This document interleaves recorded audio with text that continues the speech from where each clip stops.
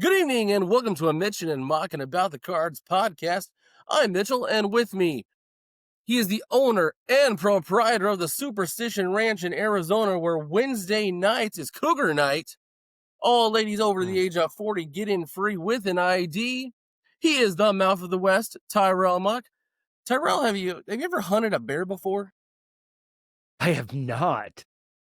I haven't either. I've definitely choked a cougar, but I have Yeah, never hunted a bear. Maybe that's something we do this winter. that sounds like a good time. I'd love to have that on my floor, the bear pelt. Yeah. Oh, that'd look nice at the ranch.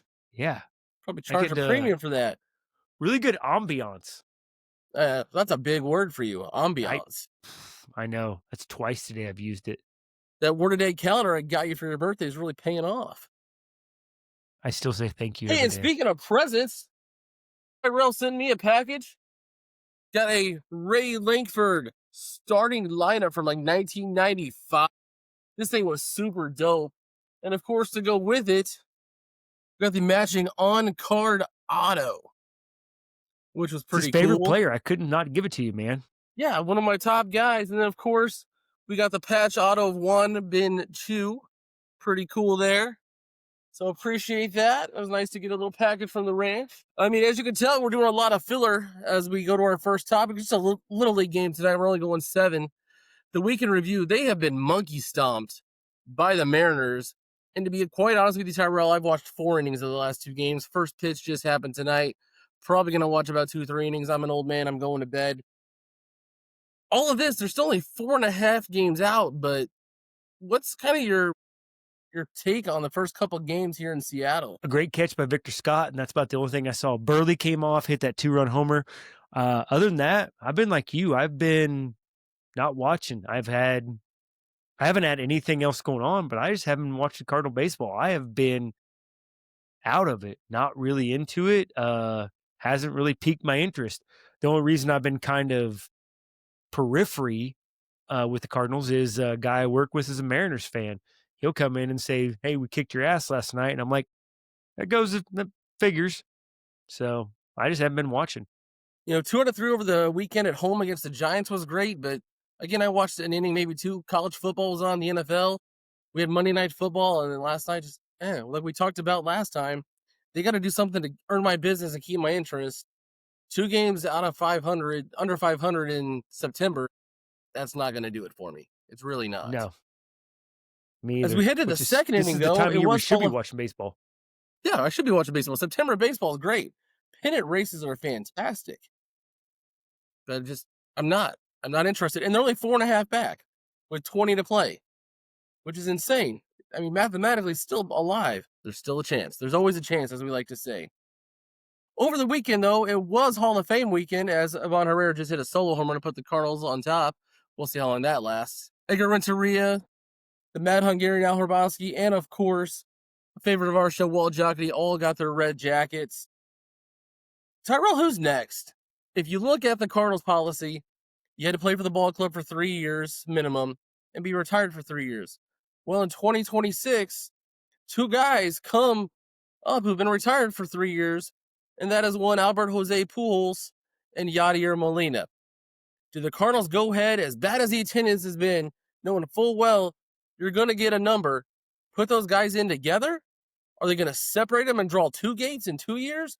Or do you think somebody else goes in next year?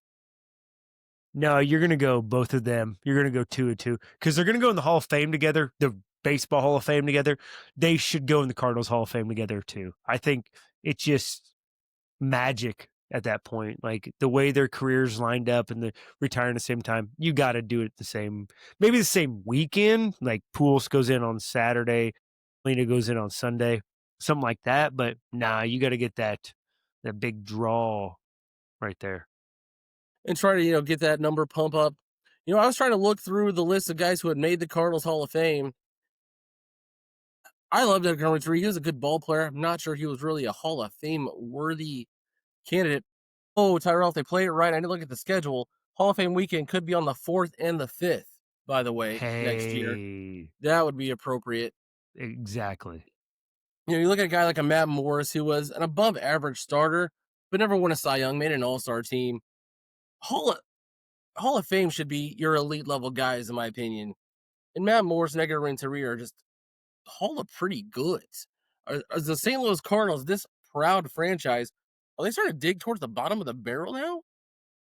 A little bit. I mean, it's now become the babes basically just like the baseball of fame. The Hall of well, you were kind of good.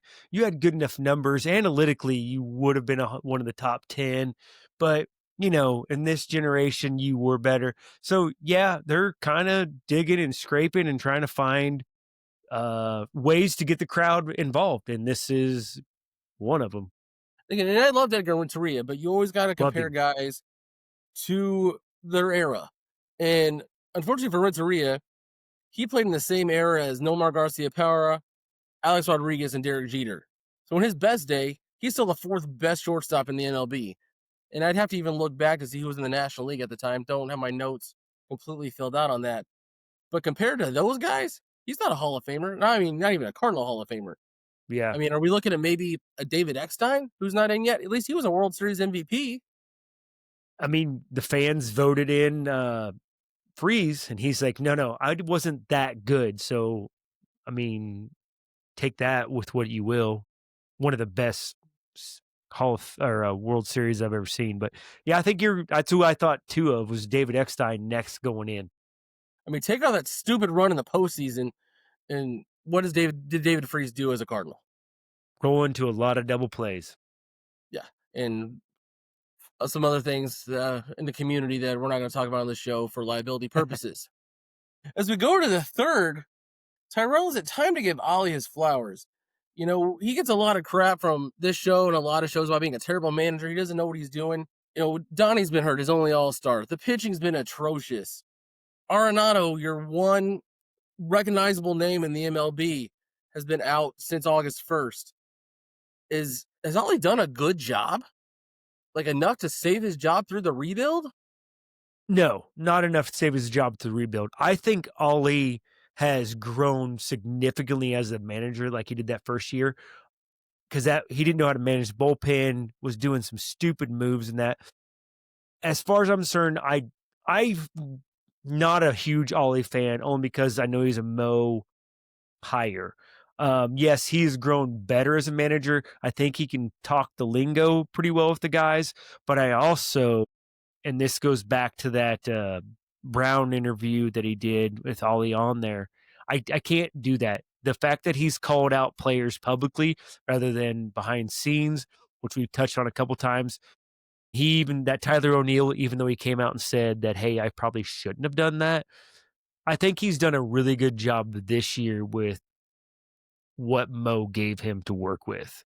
So to keep this team 4.5 out of it this late in the year and lose three, your bullpen completely, your three best, although Halsey has sucked as a Met. I think he does need some just desserts and say, hey, you've done a pretty good job. Yeah, I don't see him. I see him being the guy to kind of lead to the rebuild only because I don't see a dollar bill to Wit paying two managers, paying the buyout for Ollie and then bringing somebody else in.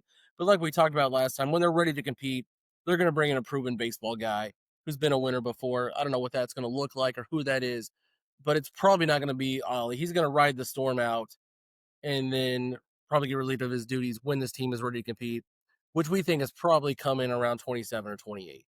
Yeah, I think so. I think that is what it'll be. It kind of sucks for him, and it really sucks for us as an organization that they fired Schilt because a guy to lead through a rebuild and get the players confident was Mike Schilt. And I think this would be a dramatically different ball team underneath Mike Schilt. Yeah, I think, they say a good manager is probably worth 5 wins. Ollie's probably even this year. Ollie hasn't cost him many games, but he hasn't won him many games either. LaRussa was probably, as an elite level manager at his peak, was probably worth 7 or 8. Mike Matheny would probably cost the club several wins. And to Yeah. Ollie's credit, like you said, he has grown a ton. And that was always my problem with Matheny. He never grew. Mm-mm. From the day he was hired to the day he was fired, he never got any better. And Ollie has gotten a ton better. And maybe even that first year when he had the big personalities of an Albert Pujols coming back, a Yadier Molina, and even an Adam Wainwright in your clubhouse is taken care of with those dudes. Albert ran the show. Yachty was his first lieutenant. Wainwright handled everything with the pitching as far as keeping guys in check in the clubhouse, etc. And now with a young club, and Ollie's a young guy. He's younger than we are managing a club. I think he's kind of found his vibe and kind of is managing his personalities for the most part. But yeah, when they're ready to compete in 2 years, he's probably not that guy. Yeah, I agree with you there, 100%.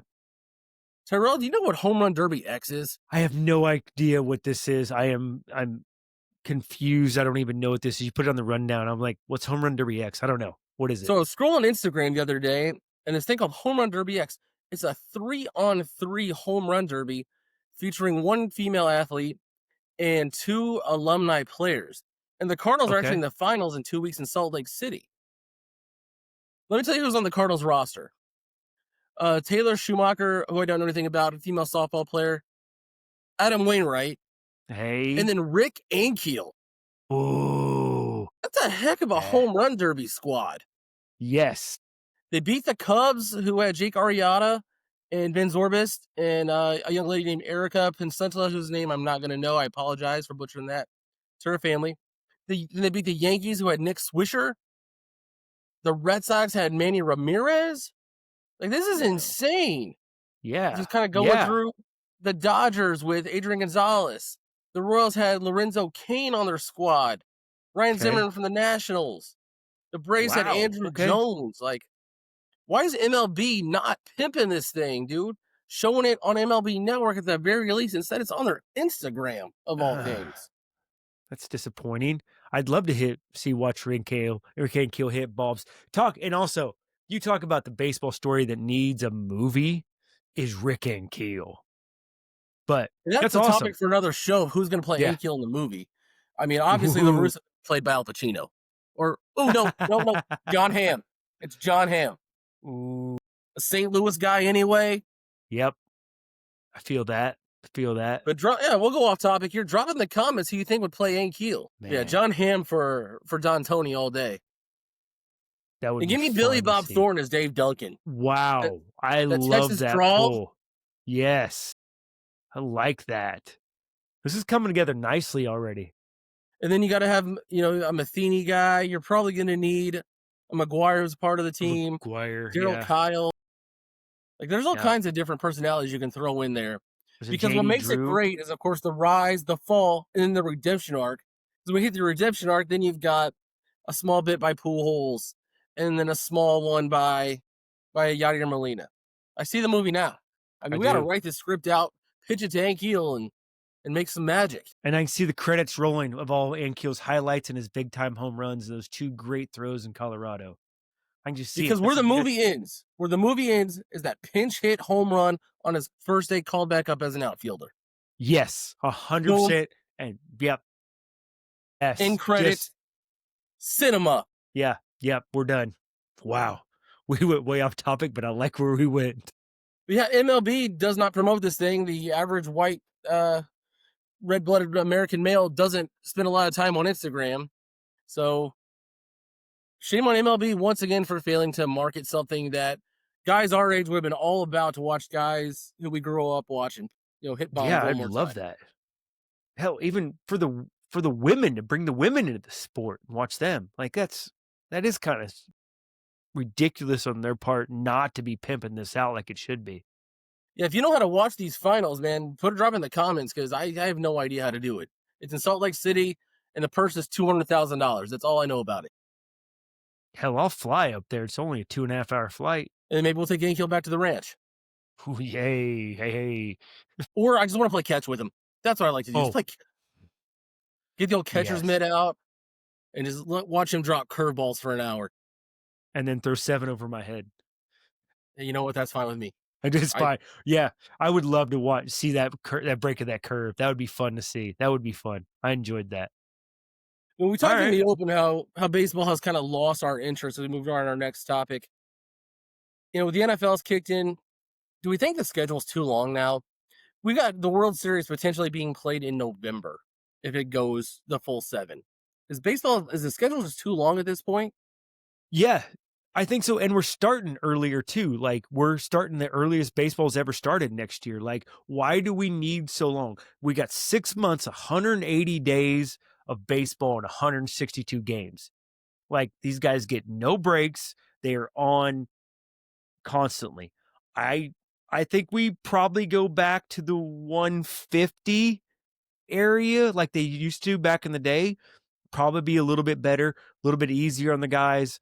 And I think you get better results too. And maybe your pitchers aren't throwing their arms out all the time and need max effort baseball. I've always loved the 162 because that's what I grew up with. But this is a sport that needs to evolve and change a little bit because it's got to get the public's interest back in there. And I think shorten the season up and get it out of November because you're competing with too many things now. When you get into football season, you don't need to be worried about baseball. I think you bringing that clock back to October and into the beginnings of October and do it. And even the friggin' playoffs are long now. Like, we need to wrap this up a little bit faster, in my opinion. What do you think? I had it down at 130 games, and I understand players aren't going to lose 32 paychecks. Owners aren't going to lose 16 home dates, but that can be filled with concerts and stuff like that. The final day of the regular season, in my opinion, should be Labor Day. You do a Okay. Yeah. 1:15 local time start on Labor Day. That's your last day of the regular season. You do a 4-game wraparound Friday, Saturday, Sunday, Monday. Start the playoffs the following Thursday. Yeah, you're competing with the NFL opening weekend, but at least, but now it's not a throwaway game against the Mariners you're competing in. Now it's playoff baseball. I would Yep. put Yep. playoff baseball. I'm gonna still go NFL, but I think playoff baseball probably beats out college football. Yeah, it does for me. Yeah. Especially as long as it's a day game too, because if you playoff baseball day games are just hit different. Now I understand the World Series needs to be night games, yes, because you want the people and the fans on it. But a day game World Series is also great. I think you need to get more back into that instead. And it also sucks for if it's a West Coast game, it sucks for the people back east because it's 10 o'clock when that game starts. Nobody's gonna watch that. It's funny you brought up the East Coast West Coast thing. Michigan State. I'm going to college football right here. When the Big Ten expanded and basically consumed the Pac-12, Michigan State has got a 11 o'clock kick. Excuse me, 10 p.m. Eastern time kickoff against USC this Saturday night. Like, that's insane for that Yeah, time zone. no. Yeah, that's nobody's gonna watch that. That's sucks for that fan base completely. Give me a Ugh. 3:15 playoff start, man. That's perfect. Mm-hmm. That's my favorite Yes. start time. That right when those shadows start to come out, old bush, when you see the circles coming out on the field. Yeah, dude. Yeah. Yep. Not these 8 o'clock starts where kids can't watch it, where I can only watch a couple innings before I got other things to do. 3:15 is peak baseball start. Yep. I feel you on that. I like that. Talking about the NFL, what current Cardinal do you think would make a good NFL player?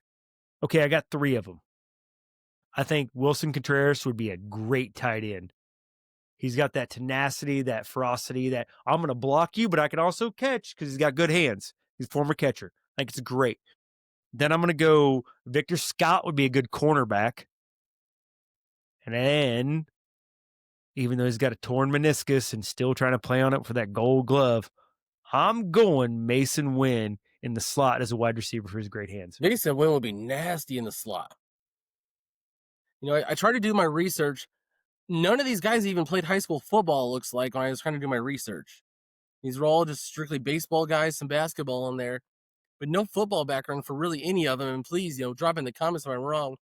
I thought Jordan Walker could probably play somewhere as a tight end, maybe a linebacker, except for, he's kind of brittle, but he's Yeah, got the kind of the physique. We could add 20 pounds to him. Can't hit a baseball. Maybe he can hit a receiver coming across the middle. just lay him out. And then maybe you could put Ponzo as a guard. I mean, athletic enough to maybe move a little bit. Yeah, yeah. But that's What about it. a I mean, a center for couple of Ponzo? Because I mean, Ponzo would be a he, perfect center. yeah, I like I that. mean, he's Okay, kind of got that frame of an old timey center. I think he probably play there. We don't have a quarterback or running back. We could probably fit a few receivers. I think yeah, Church might be able to help us somewhere. I think so too. Yeah, I agree. The white safety. Yes. Ah, man, the NFL loves them some white safeties when they What they when they do. arrive. Yes. Church, I mean, that would look cool. Church 47 in a throwback Rams jersey. just License to leveling print dudes. money in the city of St. Yes. Louis. Just Yes, like they fell in sir. love with Adam Archuleta for the same reason. Yes, we did. Oh, man. I like Finally Adam tonight, I'm Archuleta. gonna go on a small rant, and this is kind of we like to have a good time on the show. We talk about things that aren't super serious. Today is World Suicide Prevention Day. Especially as a teacher, as somebody's around kids a lot. I've been doing this 20 plus years. Been around a lot of kids, and unfortunately, in that time, been around some kids who made a sad choice. Um, my last school I was at, they did this thing once a month called "Are You Okay Today?" I think it's really cool, and kind of what that means is, are you okay? And if you're not, tell somebody. There's nobody watching right now that I promise, and the world is better off without you. Find a friend, find a colleague. Hell, drop in the comments. We'll shoot the shit with you if you just need somebody to Yeah. talk to. Anytime there's nobody watching or listening right now that we can't help you figure something out, we can't get you the help you need. And I was thinking about that. I'm going to donate $5 my own money for every share that this video gets to youth Right. suicide prevention. Yeah. My way of kind of trying to get back and also kind of put us out there. But at the same time, that's an important thing for me, especially working with kids. The mental health pandemic with our youth is so bad right now. I've got kids who are struggling for a lot of reasons, and that's a topic for a different show and a different day. Just ask somebody, "Are you okay?"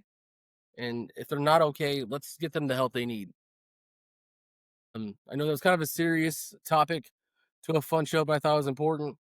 We are going to shoot kind of 1 day a week, maybe two, unless the Cardinals can magically pull this thing within a game. We said they had to go 25-7. Their seventh loss came last week sometime. Yeah. But if they can go on a run, there's always a chance, right, Tyrell? There's There's always a always a chance. chance. But we will be back next week with some more topics for you. We will try to lay off the heavy stuff and go back to the fun things.